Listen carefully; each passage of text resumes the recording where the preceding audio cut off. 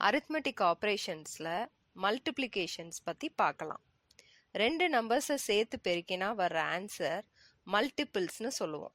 2 into 3 equal to 6. 6ன்ற ஆன்சரை மல்டிபிள்ஸ்னு சொல்லணும். வெயில் காலத்துல செடிகளுக்கு மார்னிங் அண்ட் ஈவினிங் தண்ணி ஊற்றணும். இதை இங்கிலீஷ்ல 2 times a dayன்னு சொல்லுவோம். 1 into 2 அதாவது ஒரு நாளைக்கு 2 தடவை. அப்ப 1 into 2 equal to 1 times 2 equal to 2. இதையே இன்னொரு விதமா சொல்லி பாருங்க. ஒரு நாளைக்கு 24 hours. 24 divided by 2 12 hours வருதா?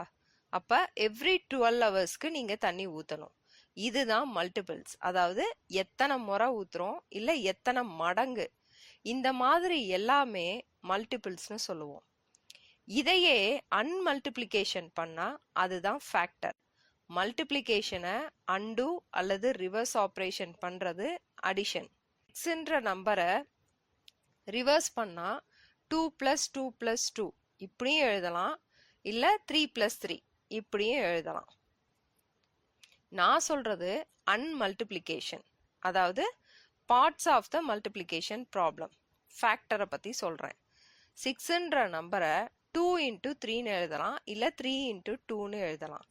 எந்தெந்த நம்பர்ஸ்னால மல்டிப்ளை பண்ணா அந்த ஆன்சர் வருதோ அது.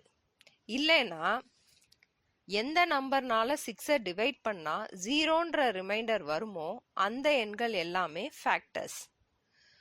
ஒரு விஷயம் நல்லா நோட் பண்ணுங்க, எல்லா நம்பருமே 1ஆல டிவைட் ஆகும். அப்போ 1ஐயும் இந்த ஃபேக்டர்ஸ்ல ஆட் பண்ணிக்கோங்க எல்லா நம்பர் கூடயும். உங்ககிட்ட 6 நெல்லிக்காய் இருக்கு. உங்க ஃப்ரெண்ட்ஸ் 2 பேருக்கு ஷேர் பண்ணி கொடுக்கணும். ஆளுக்கு 2, மொத்தம் 3 பேர் இல்லையா? நீங்க உங்க ஃப்ரெண்டு 2 பேர் ஈக்குவலா டிவைட் பண்றீங்க. மீதம் எதுவுமே இருக்காது. இதுதான் ஃபேக்டர். ஃபேக்டரிங் அப்படின்றது எத்தனை பார்ட்ஸா இருக்கு அப்படின்றத கண்டுபிடிக்கிறது. இப்ப 6ன்றது நெல்லிக்காய் தெரிஞ்சிருச்சு, மல்டிபிள்ஸ் என்கிட்ட இருக்கு.